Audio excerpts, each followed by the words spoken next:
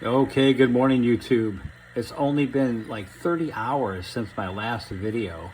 The reason I'm shooting another one here is these roots have grown so much. It's almost freaky. It's almost a little bit scary. But I'm going to be pausing this video in a minute to, change the willow water.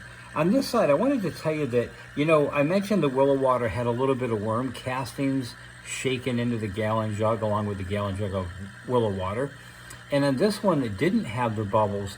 It formed like a slime film on the top that I think was caused by the worm castings. In the past, when I had only willow water without worms casting, I did not get that slime. By the way, some of it fell down. You can see it hanging there. But my concern with that slime is that that might be creating a barrier floating on the top surface of the water, which would keep oxygen from permeating down into the fluid, at least somewhat.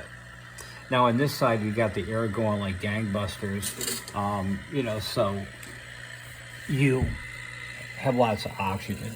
I want to show down in there. Let me go ahead and unplug this. Okay, you look down in there, look at those roots. That's amazing. I mean, we did not have half of those roots yesterday, and the ones we did have were like not even half that long. This is remarkable. So I'm going to pause the video now and change the willow water. I'll be right back. Okay guys, one thing I like about this is this experiment is both a success and a failure, or it raises more questions.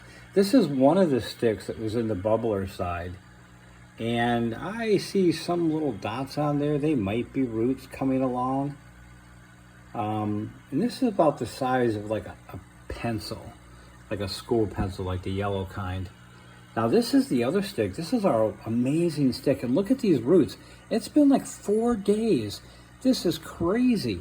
So yeah, it seems like a success. It seems like the oxygen bubbler really helped accelerate the root growth. Oddly enough, there's still not a lot of roots at the bottom.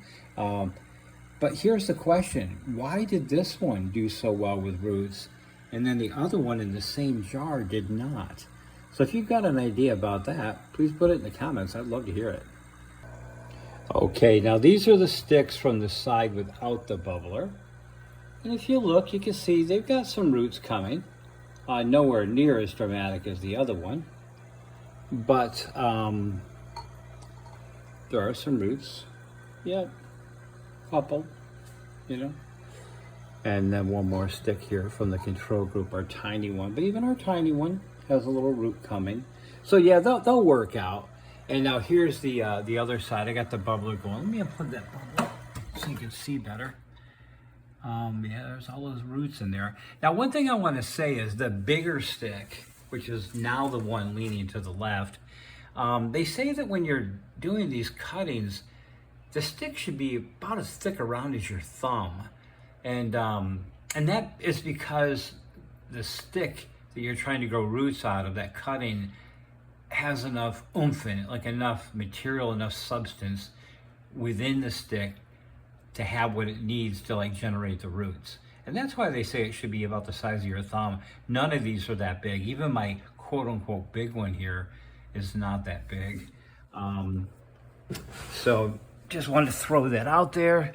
Let me look down from the top again so you can see the roots from up here. Just dramatic how quickly they grew with the bubbler. But the other thing is, the other stick literally has no roots. And again, I'd love to hear what you guys think about that. All right, have a great day. This is Kevin. Today is July 15th, 2026.